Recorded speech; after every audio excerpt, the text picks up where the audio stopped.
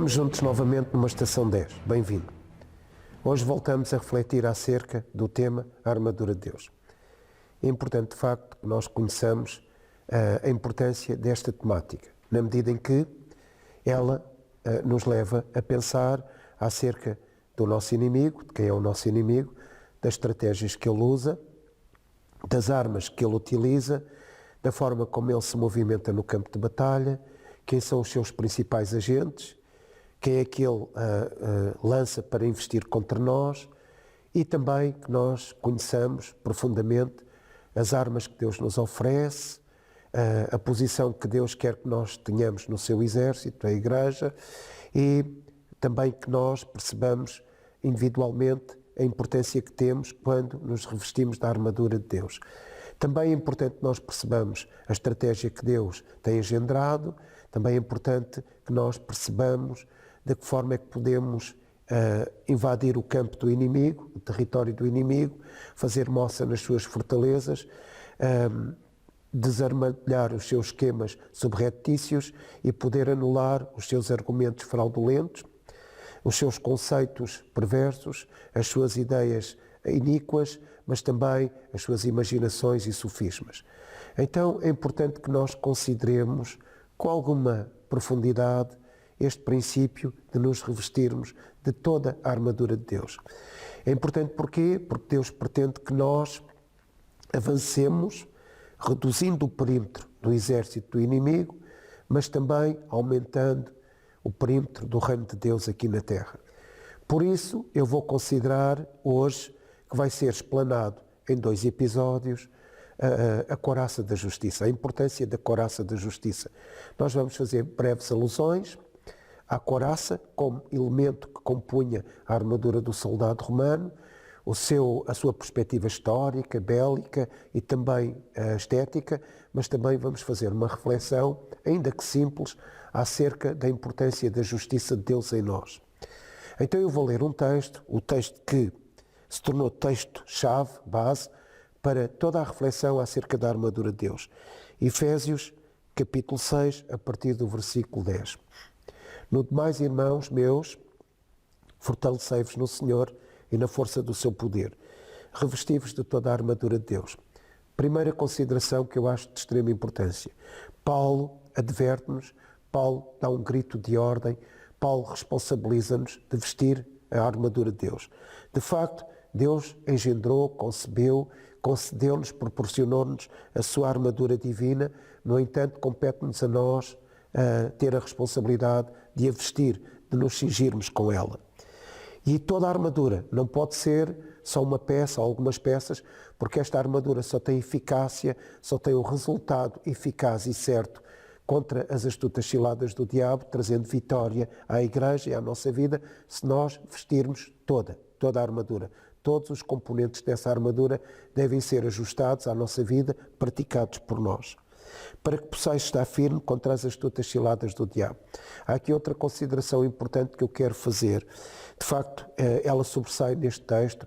Paulo repete diversas vezes este termo, ou esta expressão, ficar firmes, ficar firmes, ficar firmes. Ou seja, é uma ideia que Paulo quer lançar no nosso coração. Nós devemos ser inabaláveis, devemos estar tão convictos que nós estamos a viver a verdade pretendida pela palavra de Deus. Nada nos pode remover das nossas convicções, nada nos pode afastar do nosso posicionamento, da nossa determinação, da nossa coragem. Normalmente, quando Deus inspira um autor para escrever algo no mesmo texto que se repete diversas vezes, significa que Deus está a atribuir grande importância a esta ideia. Está a querer dizer que Deus quer que nós atentamos com devida importância, dando devida importância à ideia que ele repete no texto. Então Paulo repete diversas vezes, ficai firmes. É uma constante do texto. Ou seja, sejai inabaláveis. Sejai inabaláveis. Para que possais ficar firmes contra as astutas ciladas do diabo, porque não temos de lutar contra a carne e o sangue, mas sim contra os principados, contra as potestades, contra os príncipes das trevas deste século, contra as hostes espirituais da maldade nos lugares celestiais.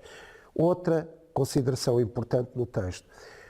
Fundamentalmente, o nosso lugar de batalha são os lugares celestiais, é no plano espiritual, é no plano do reino do Espírito, é no plano dos lugares celestiais. No entanto, sendo nós humanos, nós estamos cingidos a esta terra. Então, tudo o que nós praticamos nesta terra, que reflita a santidade e a obediência à palavra de Deus, toda a nossa ação de luta contra os argumentos de Satanás, essa nossa ação vai ter um impacto tremendo nos lugares celestiais. Ela vai criar moça na fortaleza do diabo. Ela vai derrubar sofismas, vai derrubar argumentos falsos, vai derrubar a sedução pelo engano, vai derrubar toda a ação subversiva e subreptícia de Satanás. Por isso, é importante que nós entendamos isso. O campo de batalha são os lugares celestiais. No entanto, nós agimos aqui na Terra. Há uma ligação entre a Terra e os lugares celestiais. Mas há um lugar intermédio, que é a nossa mente. Então, o que é que isto quer dizer? Que nós agimos na Terra, tendo a nossa mente conformada ao pensamento de Cristo, tendo a nossa mente transfigurada pelo pensamento de Cristo. Tudo o que é bom, tudo o que é de boa fama, tudo o que é honesto, tudo o que é puro, nisso pensai. Então, a nossa mente é a mente de Cristo. Ou seja, porque se a nossa batalha se traça nos lugares celestiais, no entanto, ela é transferida para a esfera da nossa mente e nós agimos aqui na Terra.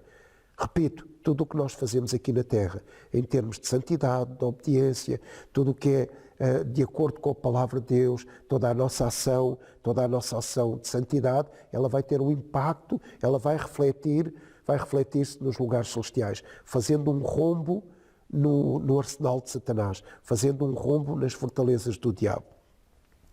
Portanto, tomai toda a armadura de Deus para que possais resistir no dia mau e, havendo feito tudo, ficar firme. Lá está a repetição da expressão ficar firme.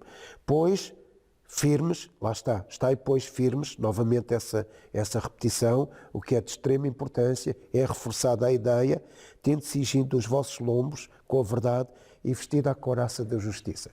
Hoje quero falar a primeira parte deste tema, a couraça da justiça. Paulo, provavelmente, quando se reportava a armadura do cristão, a armadura de Deus que Deus conferiu ao cristão, ofereceu ao cristão, Paulo estava a fazer uma analogia com a armadura do soldado romano. De facto, o soldado romano era o soldado, na época, mais bem equipado, belicamente mais bem equipado, com a melhor armadura, com as melhores armas, com o melhor exército, o exército mais poderoso da altura. Então Paulo faz esta alusão à armadura que o soldado romano vestia para poder combater os seus inimigos e traz essa analogia para o revestimento da armadura de Deus no soldado da igreja, no soldado cristão.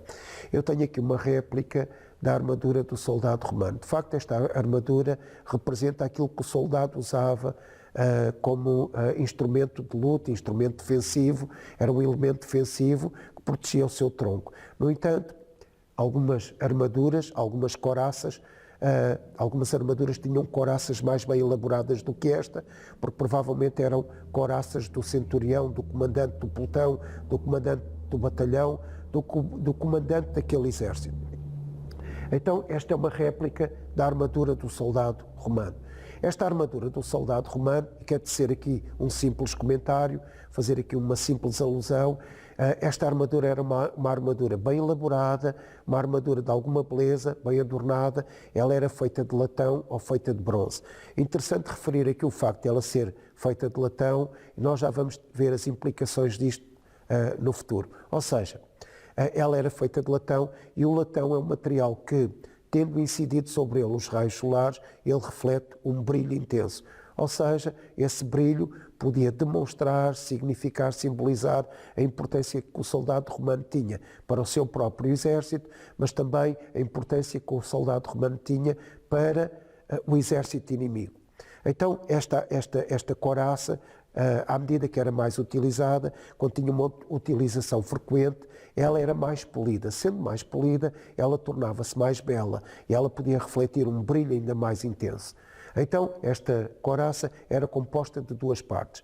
Ela protegia o tronco do soldado romano, o seu peito e as suas costas. mas também tinha na sua composição algumas correias de cabedal. Essas correias de cabedal, elas tinham incrustados alguns elementos metálicos. Esses elementos metálicos também tinham alguma importância no cenário da guerra, na medida em que eles transferiam um som para a mente e para a audição dos soldados inimigos. Ou seja, essas peças metálicas também brilhavam e também tornavam, ofuscavam a visão do soldado inimigo. Mas elas também faziam um ruído. E nós já vamos tecer alguns comentários mais à frente sobre a importância desse ruído e desse brilho.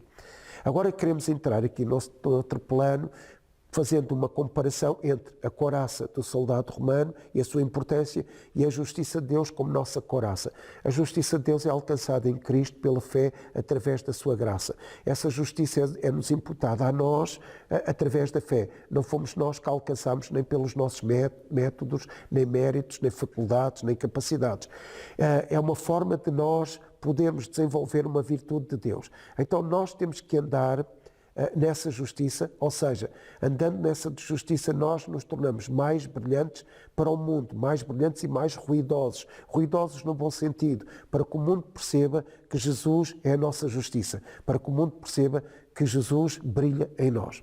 Agora, esta justiça que reveste a nossa vida, a justiça de Cristo, que nós alcançamos pela fé através da sua graça, que nós somos considerados justiça de Deus através da fé, mediante a graça. Essa justiça leva-nos a estender a nossa influência, a influência de Deus, que Deus tem em nós, às outras vidas, às outras pessoas.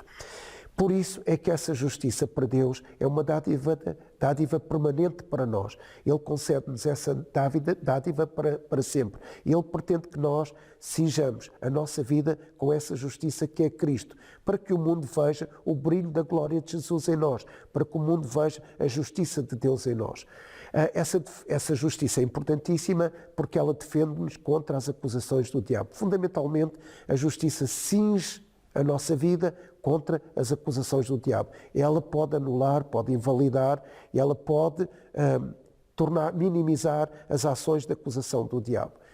E nós nos tornamos resistentes porque as acusações são armas que criam algum efeito em nós, e nós anulando essas armas de acusação do diabo, nós tornamos-nos mais resistentes aos ataques de Satanás.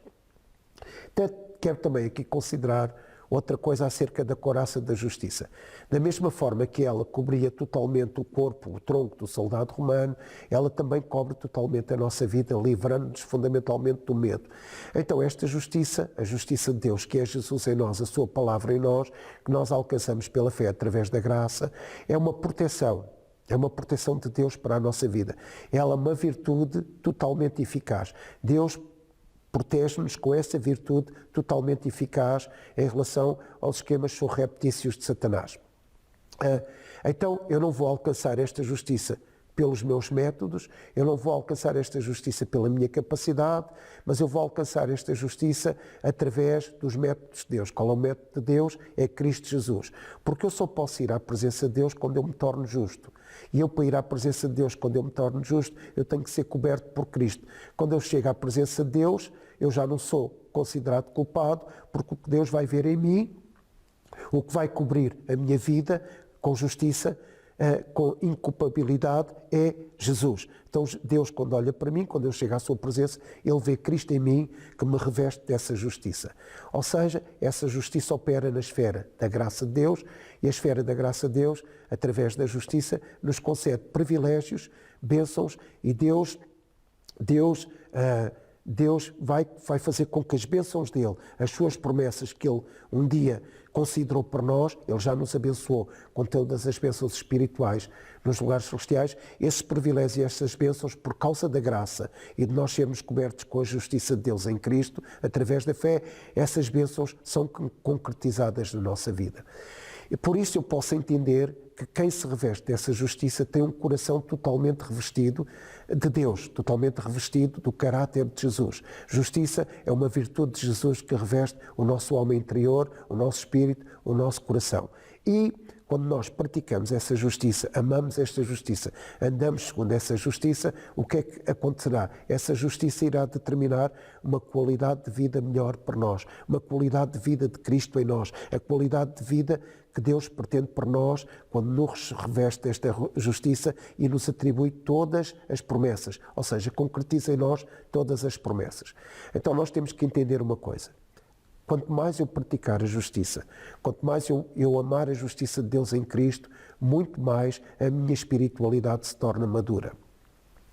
Então, lendo isto ao contrário, eu posso considerar o seguinte: se eu praticar a injustiça, se eu viver a injustiça, se eu não considerar Cristo como a minha justiça, se eu não tiver revestido de Cristo, se eu não tomar a palavra, que é a parte visível, a parte audível de Cristo, a substância viva, aquilo que eu posso entender de Cristo, se eu não tomar essa palavra que é a semente incorruptível para cingir a minha vida, armar a minha vida de Cristo, então se eu praticar a injustiça, eu, em vez de ter uma progressão espiritual, uma espiritualidade madura, vivendo as bênçãos, as promessas de Deus, o que é que irá acontecer? Eu vou ter uma recessão espiritual.